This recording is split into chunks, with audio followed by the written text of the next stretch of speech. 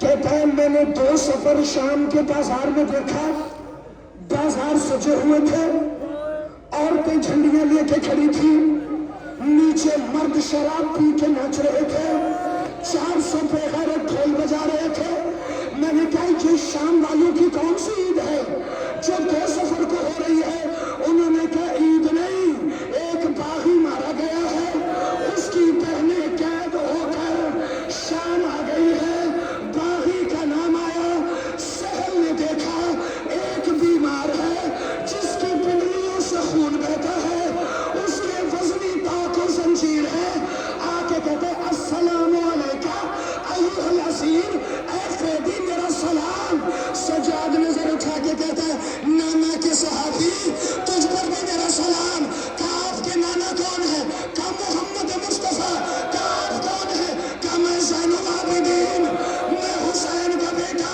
کہا مولا تیری پنڈلیوں سے خون بہ رہا ہے۔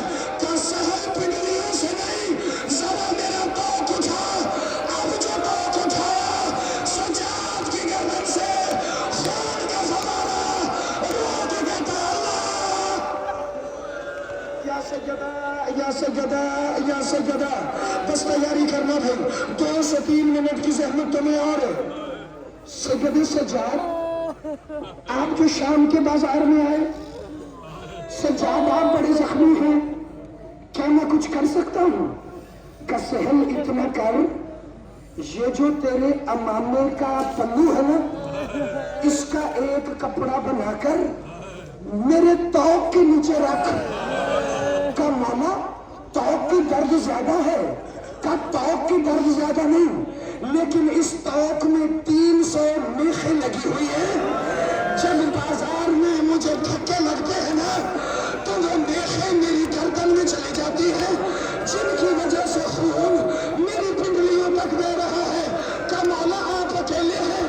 کہ اکیلے نہیں آیا، میرے ساتھ میری پھپھی زینب عالیہ ہے۔ سہل بی بی کے اونٹ کے قریب آیا، آ کے کہتا ہے علی کی بیٹی کیا میں جنگ کروں؟ کہا جنگ نہیں کرنا، سہل مدینہ جا کر میرے نانا کو بتانا وہ سجاد جو کربلا میں نہیں گھبرایا، وہ شام میں آ کر ہمارے ننگے ماتم سجاد، ماتم زین العابدین عزادارو زیارت بھی آئے گی، مگر ادھر دیکھ کے فکر سننا، مار دیا شام کے بازاروں نے سید سجاد کو، لیکن دربار میں کچھ ایسا ہوا کہ سجاد مولا کا صبر ختم ہو گیا۔ کسی نے پوچھا سجاد کوئی ایسی منزل آئی جہاں آپ کا صبر ٹوٹا ہو؟ سجاد فرماتے ہیں میں صبر کا پہاڑ ہوں، لیکن میں مدینے سے نکلتے ہوئے، سارے ایک دفعہ سر پہ ہاتھ رکھیں۔